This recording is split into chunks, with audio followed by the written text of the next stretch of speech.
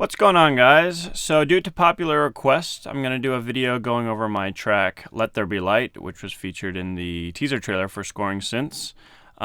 This is always a difficult thing for me to do because going back to a track I worked on, I see all of the little mistakes, and it's a little bit painful, but I'm going to suffer through it for you. So let's just start by playing the track through, and then I'll go through all the individual layers and talk about my process. So let's get started.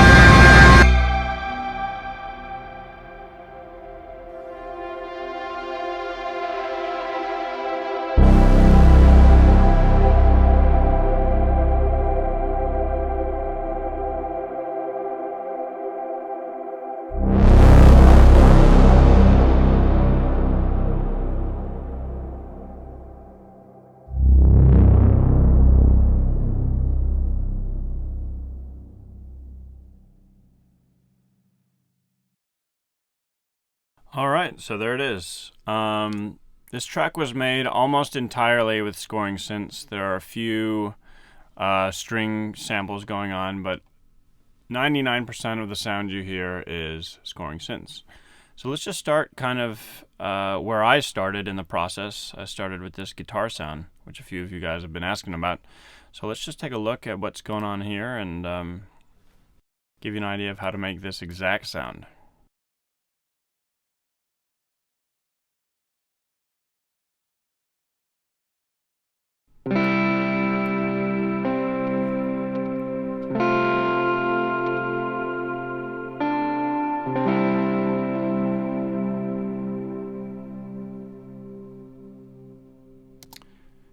So basically the source for the guitar sound was essentially just bass solo 2 with a little bit of DI and a little bit of surround mic. And the surround just gives it this organic quality and gives a little bit of dimension to the sound, which sounds really good when you then drive it into the amp sim.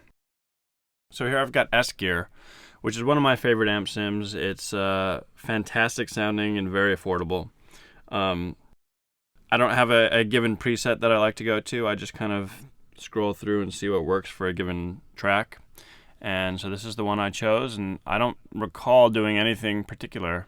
It just sounded nice. So from there, I rolled off a little bit of the low end below 200 hertz because there's a lot of sub information going on with the pads and things, and I just didn't need it in the guitars. And then from here, I just put a little Echo Boy on there. And this just added a little bit of tonal character and made it a little bit more stereo, which I will play for you in just a minute. So we'll play it with first and then without.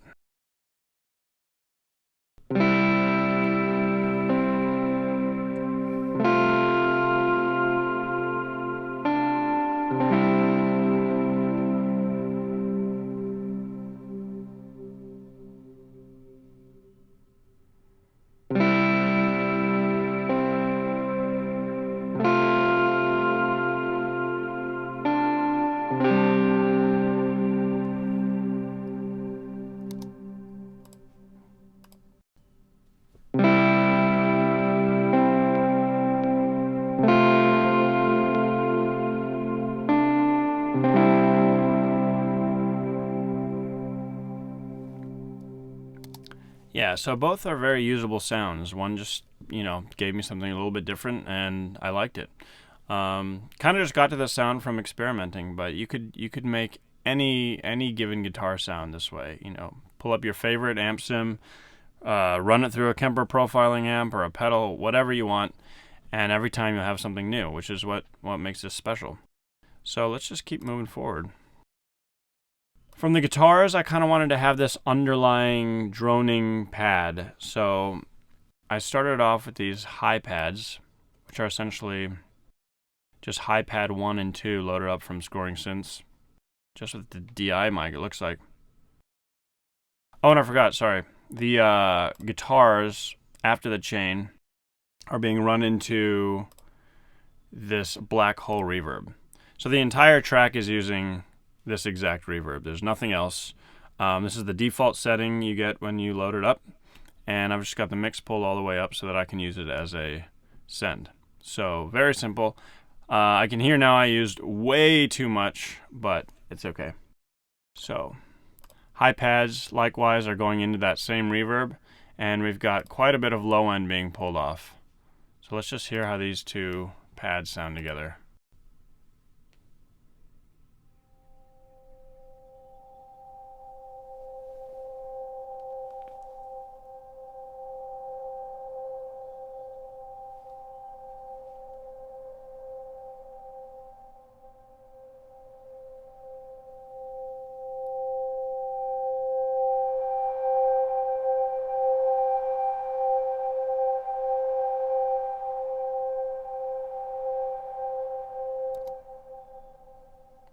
Okay, so a very dark sound, but I like it. It's kind of ethereal. But I wanted a little bit more brightness, so from there I added these kind of harmonic swells, which again, I believe I just used the DI on these. Yeah. And those gave me a little bit more grit to the sound.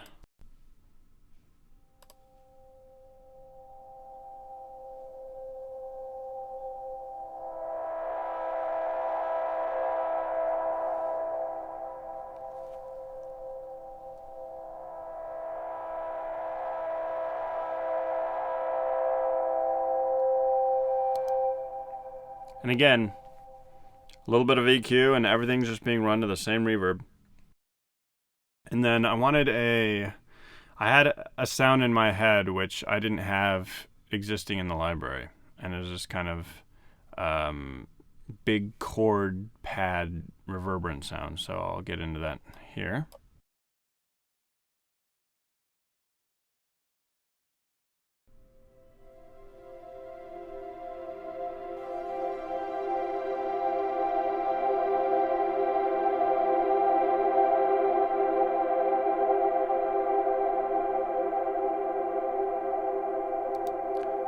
Okay, very dreamy. And the way I created this was I took this synth ARP patch and just played that chord, and I ran it through its own instance of black hole, but this time I put the feedback to infinite. So it's just a wall of reverb, which creates essentially a pad.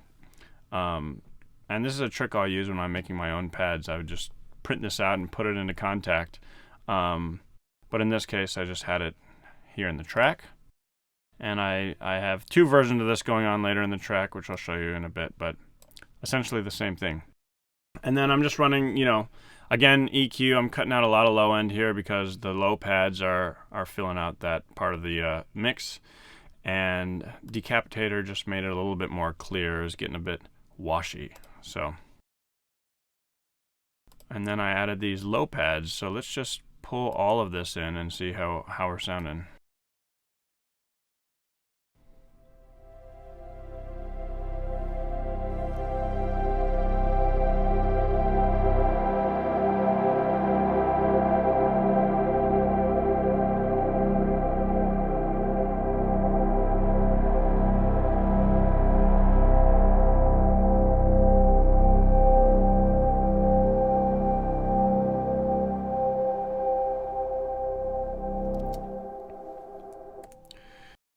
So something that I think is very important in this kind of context is that these pad sounds have a lot of movement. So rather than relying on one pad that's been pre-designed with kind of all of the layers built in, having control over each aspect of the sound lets me kind of weave them back and forward, which makes the sound come alive. And having control of that, I can move it dynamically however I want with the piece of music, which, these things make a big difference.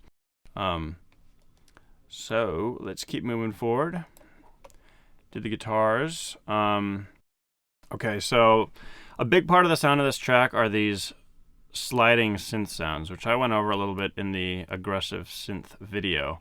But let's check these out.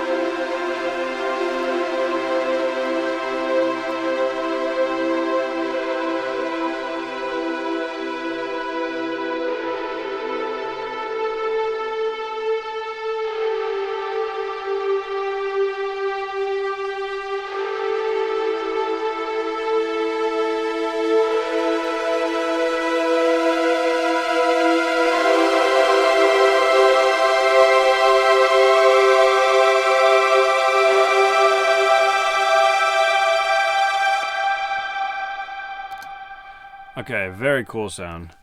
So as you can hear, I'm kind of treating these like individual sections of a string ensemble, or I'm writing that way at least. And essentially, these are created all the same way. We've got low pad 4 with the surround mic, and I have the portamento on with a 56 millisecond glide time. And I'm running that into the pedal board with the candy fuzz, and that's about it. And each instance here is going to be having a slightly different pan, little bit different reverb and different EQ settings so that they fit well together. But that's essentially it, guys. And it's just a lovely sound.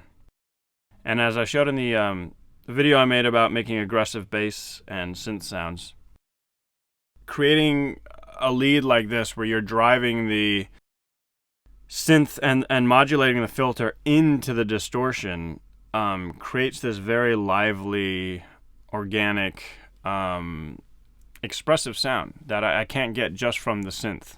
So I'd recommend checking that out. Alright, so let's check out the stabs here, because these kind of accent the downbeats. So we start. Alright, so in the beginning I've got this stab just kind of filling out the low end. I wanted it to be very aggressive.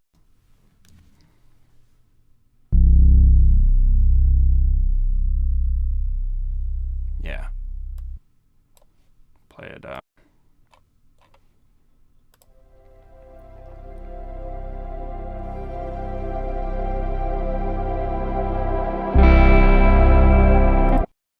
So yeah, that low stab is really hitting you in the chest there.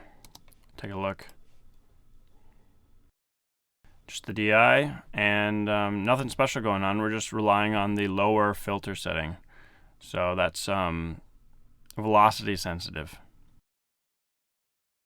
And that's the thing about the Moog stuff. It hits you in the chest in a certain way. The bass frequencies just sound different than everything else. And that's kind of what spurred me on to do this library, is it just offers something I cannot get from a soft synth. And you can debate me all you want about that, but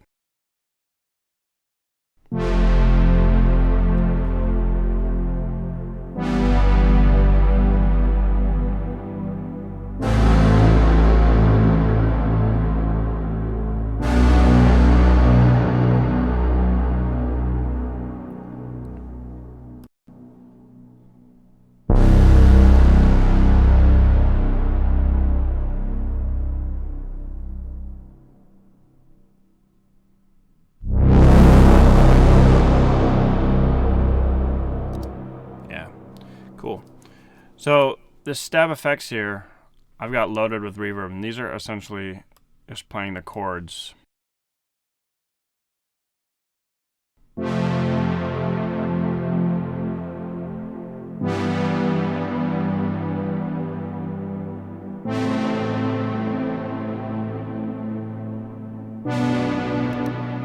don't really notice those when you hear the track in full context, because those are very like 80s sounding, but they just kind of fill out the arrangement.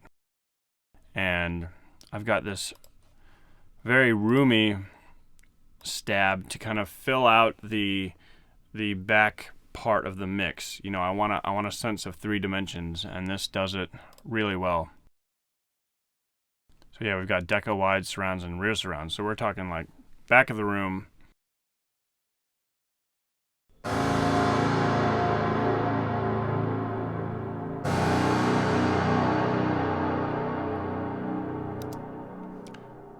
Yeah. And again, that's also being fed into the reverb, which is kind of ridiculous how much stuff is going into the black hole, but is what it is. So in terms of mixing, not that I'm going to turn this into a mixing lesson, but I really like to think in terms of up and down. So that's frequency, filling out the lows all the way up to the highs and getting a good balance that way, but also front to back. You know, I want to hear things in the background and in the front, and on the sides, and that's how you get 3 dimensions. And that stuff's very important to me, and that's why I think having control over the room mics and being able to put things wherever you want from an engineering perspective makes all the difference. Anyway, so we've got these effects that I made from the library that are kind of just heightening the tension towards the end.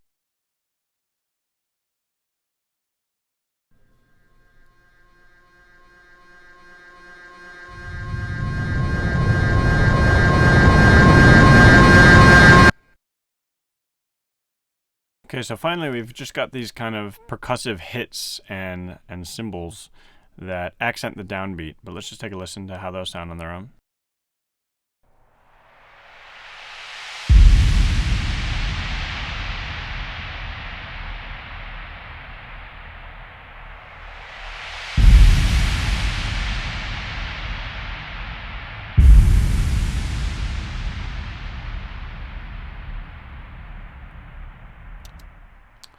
Okay, so the way I did these hits was I separated it into 2 different tracks. One is more of the sustain sound, and the other is the attack. And the sustain sound is essentially just the metal drum with rear surrounds and DI, and I'm playing it lower on the keyboard, so it's going to be pitched down, making it sound like the room is bigger. So let's just take a listen to that on its own.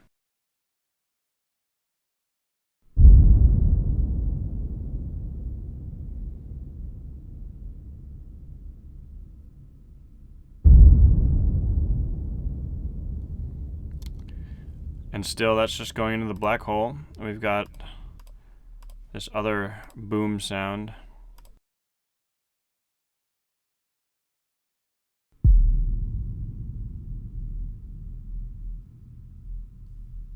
Which is made from just a kick, run into black hole yet again. And together they make this.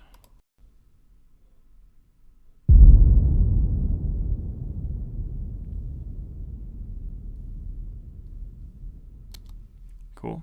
And then we've got some cymbals here.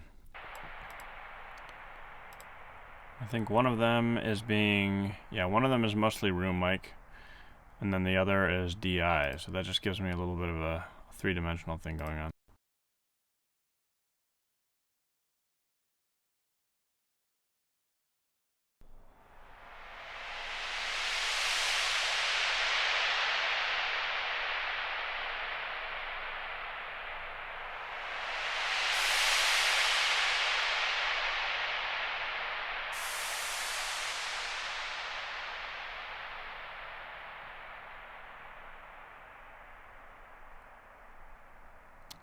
Okay, so pretty simple. So yeah, guys, I mean, the majority of this track was made using kind of the stock sounds that come with scoring synths. I mean, there are a few instances where I got a little bit carried away with sound design and stuff, but the option is there to do either. And yeah, not much going on. I guess since it's here, I'll look into the chain I have in my stereo output. I've got Ozone 5 and Black Box. This is a amazing new plugin. Emulates a hardware unit, but it's probably the most accurate tube distortion plugin available now. A little bit pricey, but if you're really into mixing and stuff like that, definitely check it out. Sounds awesome. And then a little limiter at the end. So nothing special, guys. Anyway, hope that covered what you were interested in as far as this track goes. I can't go into the violins because those were a custom library, and I have signed an NDA, and I'm not allowed to really show that publicly, so I apologize about that. But I hope you enjoyed the video, and let me know if you have any questions regarding this one in specific, if there's one area that you felt confused about, or if you want me to do another video on a sound that I just didn't cover fully enough.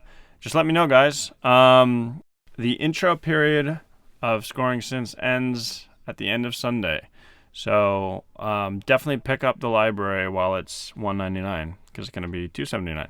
Anyway, thanks, guys. Talk to you soon. Bye.